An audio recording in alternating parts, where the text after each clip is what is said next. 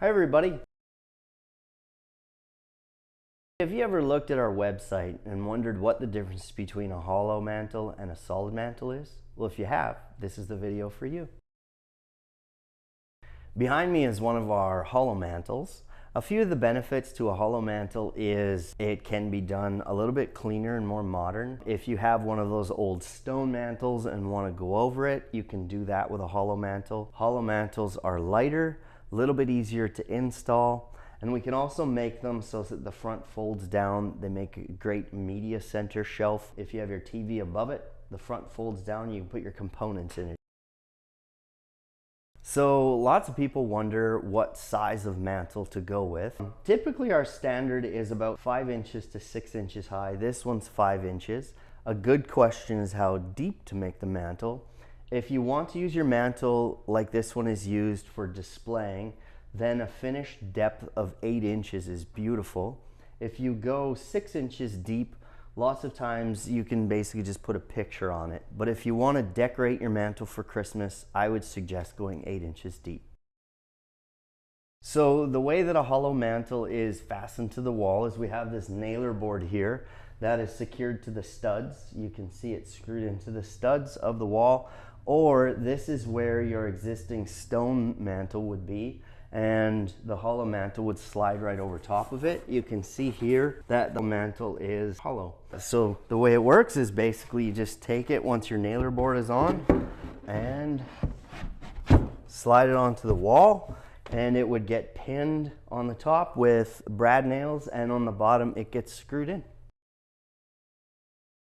So here we have a solid mantle. Some of the benefits to the solid mantles is it's completely solid. It is reclaimed from a grain elevator beam. And you can see, as this one behind me, it has a lot of character to it. With our solid mantles, they are still completely customizable.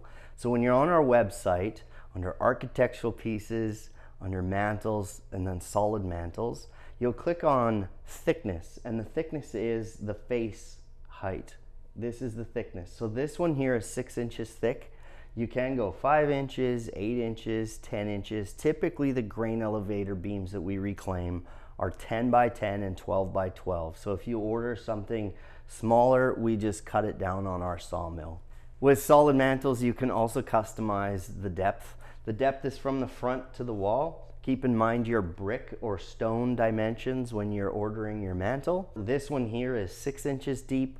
Again, if you want to have pictures and decor, a beautiful Christmas arrangement, my wife does fall arrangements, spring arrangements, then you want a little bit more room. So you'd leave like 8 inches.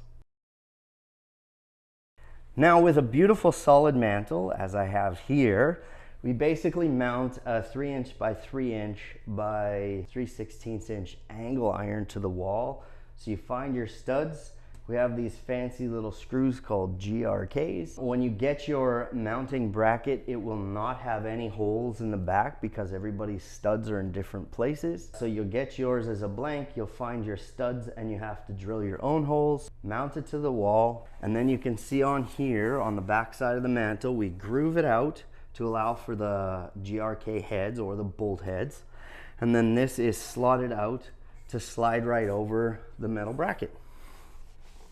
And this is how it goes.